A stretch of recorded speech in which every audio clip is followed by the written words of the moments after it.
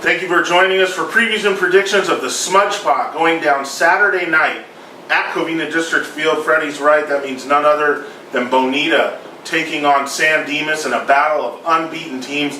What a great setup to this rivalry. Jimmy, you want to start us off here? Yeah, I guess, Freddie, this is probably the most important Smudge Pot game we've seen in a while.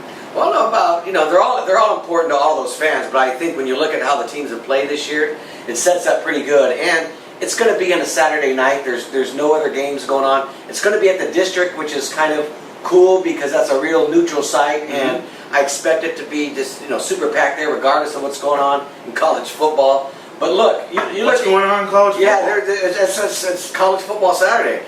But hey, Texas A&M hosting Clemson and Stanford. So everyone will be there, but I'll be there. Everyone have a side bet on whether I go to that game, and I'm not missing the Smudge Pot on Saturday. I'll guarantee you that. Even if UCLA gets destroyed by Oklahoma? Yeah, I'm not worried about UCLA right now. I'm going to have to give them a couple of weeks. All right, well, check back with Freddie that afternoon. Let's get right into this game. You look at what Bonita's done in 3 weeks under Bogan. I think they're averaging about 50 points a game. San Dimas, Dylan O'Leary's their quarterback, but they do a lot of other things. The way they dismantled Whittier, a Whittier team that had done pretty good in their first 2 weeks. When you look at some of they'd beaten a couple Orange County opponents. They totally dismantled Whittier. So when you say, Jimmy, this sets up as one of the better games in years, it does, because both of these teams seem like early on in this first month, they're two of the best teams that have come through August, and they're just firing in all cylinders right now. I can't recall a game, Aaron, with so many contrasting styles. You got Bonita, you want to throw the ball, with JP Andrade, and then you get San Dimas, and all they want to do is run the ball. Yeah, I think they've had more balance than usual this year, though, which is a dangerous element. If that offense is able to do some things through the air, in addition to that power ground game you talked about that they traditionally have, that's scary.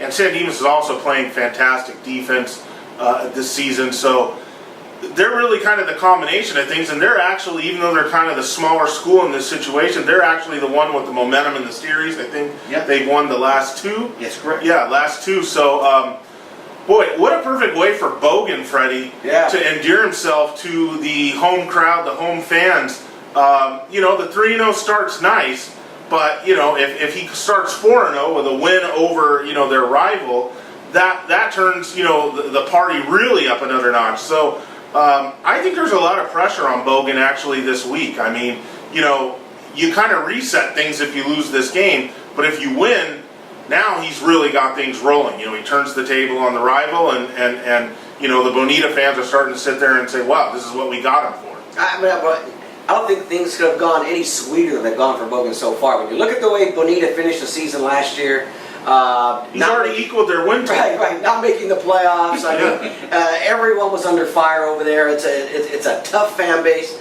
Yeah, I mean, you look at the way they've come out, Aaron. I mean, it's been absolutely perfect for them. I mean, not just the points, the way that they're beating teams. But San Dimas is going to be tough. Bonita's had the size advantage on them. It seems like in the past few years. But that hasn't seemed to matter when it comes to this particular game. I talked to Mark Holman last week when I was doing the preview for the Whittier game, and very opinionated coach, if I may add, but in a very good way. He just keeps it real. He's great. Yeah, but one of the things he just kept coming back on was, this is a blue-collar team. He just likes the way this team is. They love going in the weight room. They love going to practice. And when you mix a team like that, or just dudes who just want to get out there and play ball, they're dangerous. Holman is a line coach, so you always expect that to be good. Jimmy, you and I both saw Bonita play against Arroyo. They do some nice things. They've got some good playmakers on the outside, obviously Andrade at quarterback, but they're not the biggest Bonita team I've seen. Sure. So I actually think that San Dimas may be equal to or bigger than at the line of scrimmage against Bonita. So I'm favoring San Dimas in this game. I mean, you look at the overall couple of things. The overall schedule that each team has played, not overly impressed with what Bonita's beaten so far. Arroyo? Yeah, I mean, that's a game that they should have won. I just think that San Dimas' wins comparatively, blowing out Long Beach Wilson, blowing out a Whittier team that was 2-0, a little bit better than what Bonita's done so far. And then on top of that, I think that, San Dimas, like I said, if they're equal at the line of scrimmage, they're going to be all right in this spot. They have the confidence to know they've won the last two, so on. I just think Yeah. San Dimas, I just think they're really rolling right now to a higher degree than Bonita is. I like the Saints. You know, great thing about a rivalry game is it is unpredictable. You don't know. There's just so much emotion in this game, having covered it over the years, that you've got to really look at that first quarter, that first half, see what the momentum shifts are. But I'm going with Bonita. I mean, I like their start. I don't think, Andrade hasn't beaten them as a quarterback, and this is his rival. This is his senior year. And I just have that sense that something special is happening over at Bonita. I know San Dimas is always going to be there, and I can't wait, guys, till we get to the Valley Vista League when you talk about Northview and Covina and how that's going to shake out. But I like Bonita on Friday, especially having the last 2 years having lost this game. I expect they're going to come out and get it.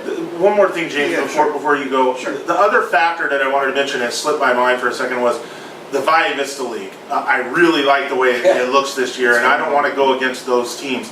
You're talking about San Dimas, obviously. Covina looks good again, and Northview's just rolling.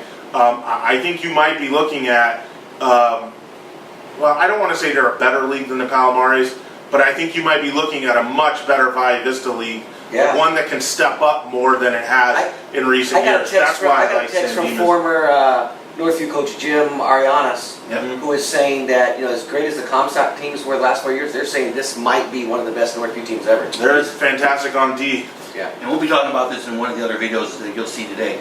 The thing that disturbed me about Bonita, they gave up 250 yards last week in rushing against Riverside Poly. That concerns me, especially when you have a team like San Dimas. So what are you taking, San Dimas then? Is that because you're concerned? That's my biggest concern. I think you can't stop the run. Man, that's a long... I'll tell you what favors San Dimas. Steve Ramirez is writing about the game, and they almost never lose when Steve Ramirez covers it. So maybe you should be concerned about that. Jimmy, who are you taking? I'm taking San Dimas. San Dimas. Oh, two San Dimas. So, you guys are going to be lost on Saturday because Jimmy and I, San Dimas, Freddie's got Bonita. Get out there. This is a huge rivalry, one of the great atmospheres of the season. This is going down at Covina District Field, 7 o'clock on Saturday night. Enjoy it.